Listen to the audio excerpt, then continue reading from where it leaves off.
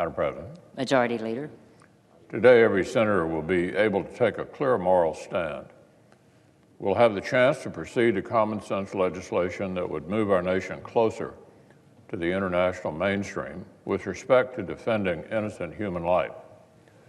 There are only 7 nations left in the entire world where an unborn child can be killed by elective abortion after 20 weeks. And the United States of America, unfortunately, is one of them. Set aside all the far-left rhetoric that will greet Senator Graham's straightforward legislation and consider this simple fact. Do our Democratic colleagues really believe that what our country needs is a radical fringe position on elective abortion that we only share with China, North Korea, and 4 other countries in the entire world? The American people don't seem to think that's what we need. One recent survey found that 70% of all Americans believe that at a minimum, elective abortion should be limited to the first 3 months of pregnancy. That even includes about half of the respondents who self-identified as pro-choice. So I hope this body will vote to proceed to Senator Graham's Pain-Capable Unborn Child Act later today.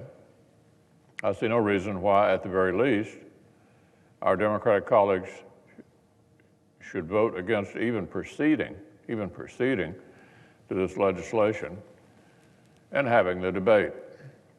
If there is a persuasive and principled case why America should remain on the radical international fringe on this subject, let us hear it. Let us have the debate.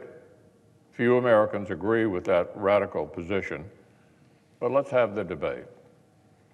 If my Democrat colleagues block the Senate from even proceeding to debate this legislation later today, the message they will send will be chilling and clear. The radical demands of the far left will drown out common sense and the views of most Americans. The same goes for Senator Sasser's legislation, the Born Alive Abortion Survivors Protection Act. Even if most Washington Democrats persist in their resistance to any common sense protections for the unborn, surely we must be able to agree that children who are born deserve protection. Surely that much cannot be controversial. There's currently no federal mandate that children who are delivered alive following attempted abortions receive medical care. No clear guarantee that every child born alive in the United States, whether they were intended to be or not, is entitled to the same life-giving medical attention. So, Madam President, the Kentuckians I speak with cannot comprehend why this would be some hotly debated proposition. It almost defies belief that an entire political party could find cause to object to this basic protection for babies.